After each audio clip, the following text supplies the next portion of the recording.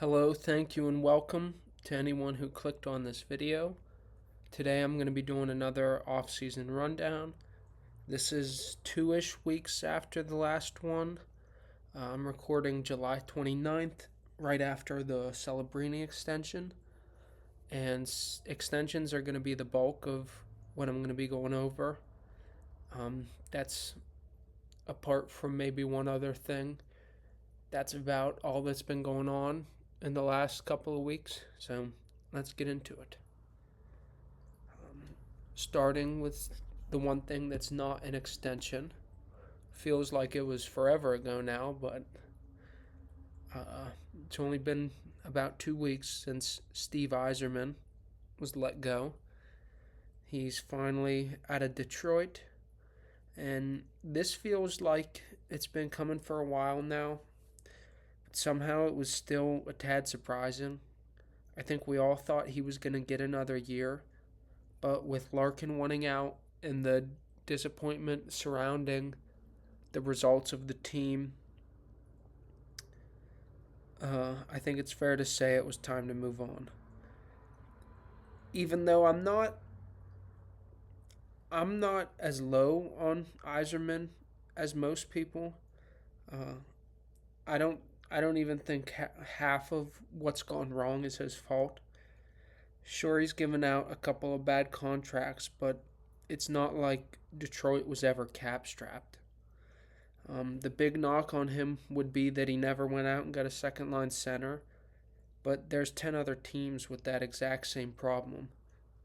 Billy Guerin just won GM of the Year, and his center group that he put together is worse than the one Yzerman had in Detroit. Um, they've floundered in March the last couple of years. See that they're 12, 26, and 4 across the last 3 seasons in March. That's a 56-point pace across an entire season. Yzerman can't go out there and play, so a lot of this, a lot of this is not on him. Detroit has deeper issues. Yzerman might be a little bit of a scapegoat here. But I think if they're gonna start moving back up, they need a reset. And losing Yzerman, who, by the way, Yzerman is staying in like an advisor role. He's not out of the organization. But, we all know what that means. He got fired. But Larkin and Yzerman leaving it's a painful step in the right direction, in my opinion. The team will get worse. They don't have very good depth. You can't lose a core piece like a number one center and get better. But to reiterate, I think a step back in the standings will be a step forward in the long run. This year, or this offseason as a whole, losing those two guys, their captain and their GM that couldn't get them over the hump, paves the way for improvement. Of course, that is dependent on a couple things like what they get back for Larkin and their replacement for Yzerman, but I think they have a good opportunity. Sorry about that. Probably going to happen a couple more times. I think they have a good opportunity to get better here. And although I don't like Detroit, so I'm perfectly happy to see them fail again. But I guess you would argue that the league is better when they're better. They're an original six team with a very big fan base who's, I guess by comparison, they're not that obnoxious. They're one of the less obnoxious original six fan bases. So I wouldn't mind seeing them get back to where they were prior. to 2014 ish. Next, we have the first extension, John Marino to the Mammoth for 8 years at $6.75 million. I'll be the first to admit when I saw this, I thought, like, oh my God, what are they doing? And then I went straight to Hockey Reference and looked at that. Look at these numbers. Did any of you know John Marino had 36 points and was a plus 43 last year? And I said on Twitter, this might be the most underrated season anyone had in the entire league last year. And I don't have it pictured, but this was his best, but he's built up to this year. He's been good for a while now with New Jersey, with Utah, with Pittsburgh even, all the way at the start of his career. Maybe I'm a bit too high on this, but I think it's great. I think they locked up a high-end second pair right-handed defenseman for their entire competition window, and that's right-handed defensemen. They're hard to find, hard to acquire. This is awesome for them. I love it. Next, we have Jamie Drysdale. I think it's fine. I would have liked to see more term, but nobody's signing with term this summer.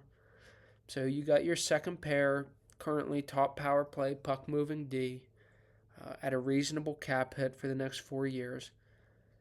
It's not perfect, but I think it's the best they were going to get. I think he probably went in there with his mind made up on the term, which is fine. It's what everyone's doing. So it works. It's pretty good. He made a lot of improvements. Last year was his best year of his career by far. His best year since probably his rookie season. So, and Philadelphia's got a pretty good back end. I guess they don't. You wouldn't really say Travis Sanheim's a number one defenseman, I don't think, but he is very good. He's very good at the role he plays. He's Parayko-ish, I guess, which I feel like people would say yes, Parayko's a number one defenseman, or he can be. And Travis Sanheim, I'd have to look at it. Travis Sanheim, I think, is more productive, while both of them are great defensive defensemen. So Philadelphia's top four is Sanheim, Ristolainen, and then York and Drysdale. That's very good. I think Danny Briere's cooking a bit here. And we're going to stay in Philadelphia with the next one. Trevor Zegras, 4 years by $9.125 million. Another 4-year deal. This one's a bit more expensive, but given the season Zegras had, he earned some type of pay raise. I like this term with him. I would have went longer with Drysdale. I'm fine with this for Zegras. Like I said, the AAV is a bit high, but I think we're all adjusting to the new landscape here with the contracts that are going to be given out. And as it stands, I'd have to look at Puckpedia Daily Faceoff. They might have Dvorak there, but Trevor Zegras is their number one defenseman. Right? Look at his competition here. He's in the 78th percentile. He's deployed like a number one center. Did I say defenseman? I meant center. He's deployed like a number one center. He's going to get paid like a number one center. And if he can, what do you have, 67 points last year? If he can do that, that's that's fine. He's well worth that. He'll keep. He's serviceable as a number one center. He was last year. I think he probably will be throughout this deal. I think it's a good contract. Another top six center slash forward, Connor McMichael. I like this contract a lot. 6 years by $6.75 million with the Blues. If you need a refresher, he was the main piece that went back for Jordan Kyrou. It's the most term for a forward that we're going to talk about here, and he's getting $3 million less than Zegras did, or $2.5 million less than Zegras did. When I think they probably end up being a similar player. And St. Louis for me is one of the best ran organizations in the league right now. And then they're signing a top six forward for the next 6 years on a good contract. That's par for the course at this point for them. So I like it. I think it's probably my favorite one here that we'll go over. So good by St. Louis. Good for McMichael. He is offensively gifted, we'll say. Not very good defensively, but maybe a hot take here, but who cares? He's not a defensive forward. You're not putting him out there to kill penalties, or he's not your matchup guy. You want him to score and create offense. He can do that. I like it. I don't know. I'd have a tough time. I assume we might see McTavish and McMichael on the same pair or same line. I don't know about that. But in a vacuum, the acquisition of McMichael combined with the contract, so far I think it's an A-plus experience for the Blues. In the same vein as the last two, we have Cole Perfetti, who signed a 5x6 with the Jets. I think that's a pretty good deal. I think it's somewhere in between what Perfetti is and what you need him to be, what you hope he can become. Right? He's not worth $6 million, I don't think, right now. Again, we don't really know. It's hard to gauge stuff like that right now with all the contracts, but I don't think he's worth $6 million. But Winnipeg needs him to be, so I'm fine with it. Anytime Winnipeg locks up talent like this, it's good. They have a pretty unfair draw, and I'm never going to knock them for making the best of it and maybe taking a risk to ensure that someone stays there. And I like Perfetti. I think I see him very similarly to a player on my team, Kent Johnson, and I think the contract will be similar. So, yeah, I think it's fine. I think it's what you needed to do. Good for all parties involved. Next is the big fish. That is a pun. Macklin Celebrini. 5 years, $18.8 million. He's going to be the highest paid player in the league, and he's earned it. This is one of those blank check situations, so San Jose couldn't have really gone wrong here. Again, you'd like an 8-year deal, but the precedent has been set that that's not going to happen. So I guess, like I said for Perfetti, this is good for all parties involved. And, San Jose gets their guy for the next 5 years, and we'll see, but they're probably hoping to be a playoff team all 5 of those years, and by the end of it, they're hoping to really be competing. And Macklin just got, what is that? I'd have to I'd have to do the math in my head.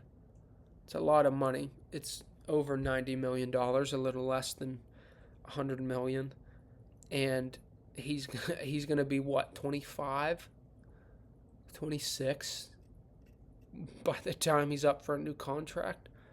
Like everyone was saying, Carlson's gonna be the highest paid player of all time when he retires. It's probably gonna be Macklin Celebrini. So it's good. Again, it's what they had to do, and I think everybody's happy. Next, his counterpart Connor Bedard. Look at the discount he took. Lol. This is a huge deal, but he could have taken way more.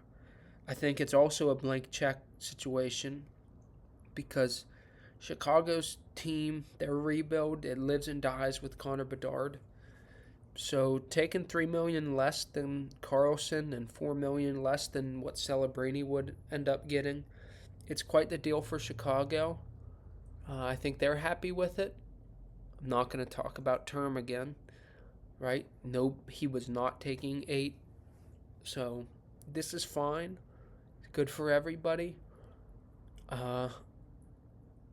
Yeah, there's not much to it. It's just, I bet they're just happy to get it done. Some teams, like the one I'll be talking about next, still has their guy without a contract. So I'm gonna finish this off by talking about my team, the Columbus Blue Jackets. We're gonna talk for starters. We got 2 deals done right before arbitration. Cole Sillinger here and Jet Greaves. I have my issues with both of these, but they're not horrible. Cole Sillinger, I think he's a little overpaid. Not egregious, but like it's not gonna kill us. But I would have liked to see somewhere maybe 500,000 less, maybe in the high threes even. You look at his numbers here; they're not very good. But if you go and look at the last season here, those numbers jump up real high. It looks like he's into the 60th percentile in offense and above the 75th. He's in the top quarter percentile in defense. He does. This dude could not hit the broadside of a barn with a puck. I've never seen someone miss so many open nets or shoot the puck over the net. He shoots the puck over the net. If you played a drinking game and like drank every time Cole Sillinger shot the puck over the net, you'd have to get your stomach pumped.